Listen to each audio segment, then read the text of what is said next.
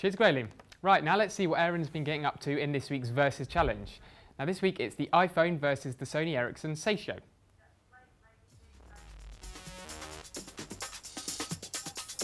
Hi, we're here at the University of Central Lancashire, and today we're going to be looking at two phones, the Sony Ericsson Satio and the Apple iPhone 3GS. Now each of the smartphone is its own right, but which one will the public prefer? Let's find out.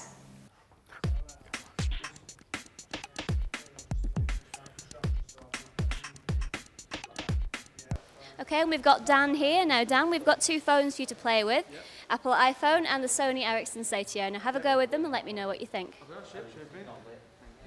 Okay, so you've had a go with both phones. What do you think? Marks out of 5. On the iPhone, I like the it's just really smooth. You can just move through it really easily, and it's thinner than the other phone as well, because this one's really clunky. Whereas this one you can just easily put in your pocket, take it out without having to put it in your bag instead. And it's easier. It's just it's quick and it's more reliable than the Samsung as this. I didn't even know how to turn it on at the start.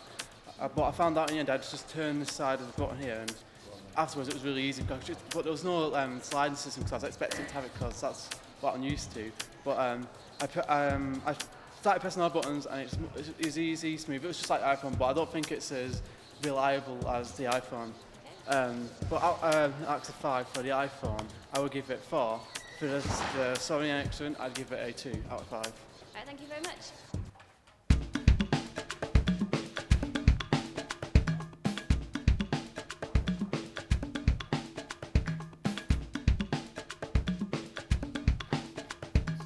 Okay, now we found Adrian. Adrian, you've agreed to be on the Gizmo show for us. We've got two phones here for you to review. This is the Sony Ericsson Satio. Tasted all right. And this is the Apple iPhone. Now have a play with both of those and let me know what you think. Okay, so you've had a play with both phones. Now what do you think about them? To be fair, I think the Apple iPhone is a lot more intuitive and easy to use compared to the Sony Ericsson. And based on the presentation itself, it's just the iPhone looks more sleeker, while this is quite big and chunky. And there's too many buttons on this, and I wouldn't know where to begin to turn it on.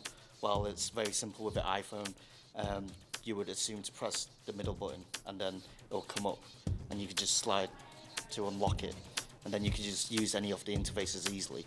While with this, once I unlock it, I wouldn't know where to begin to look for certain things. But overall use, I think the iPhone's a lot better than the Sony Ericsson. Okay. And I would probably give this maybe 4 out of 5, while the Sony Ericsson maybe 3 out of 5. All right, thanks very much. It's all right.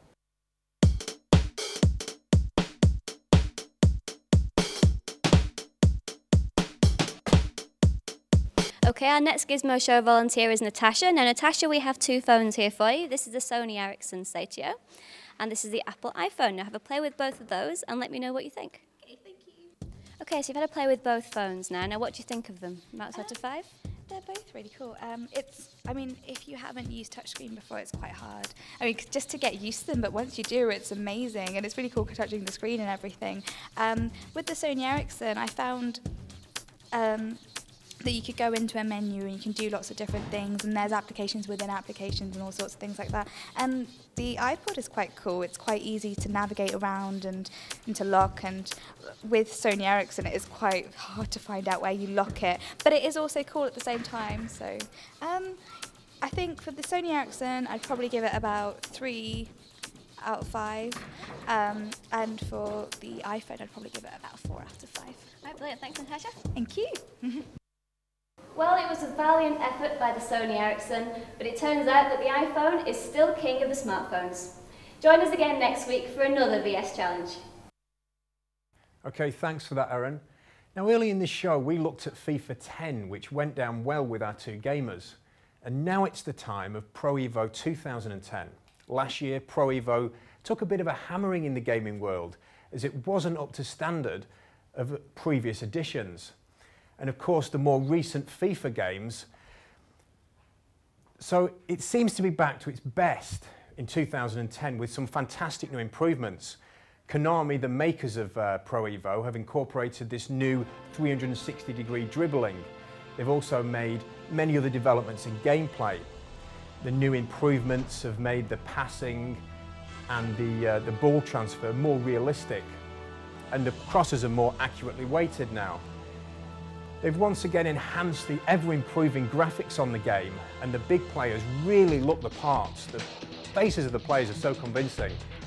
The Champions League licensing, which they gained, gave the game a major boost, and they've also got the rights to the Europa League this year.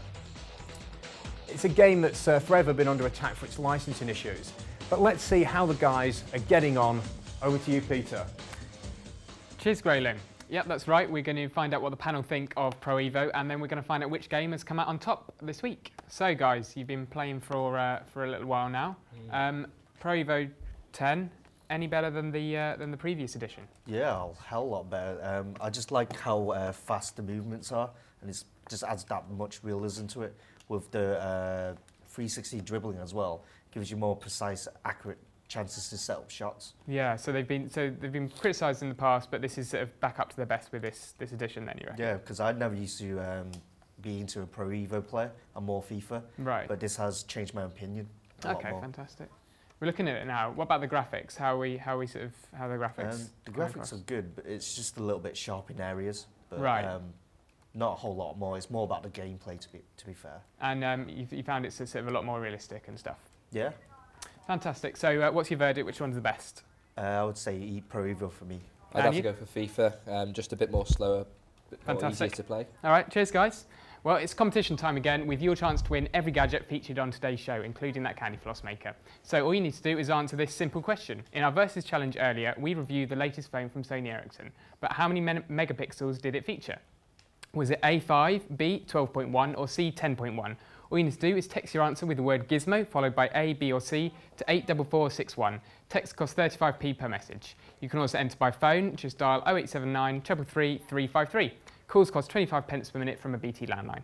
Mobiles and other networks may vary. Don't forget lines close on Friday the 4th of December. Calls after then won't be counted but may still be charged. The winner will be revealed next week. Good luck. Well, that's all we have time for this week, but here's what's coming up next week.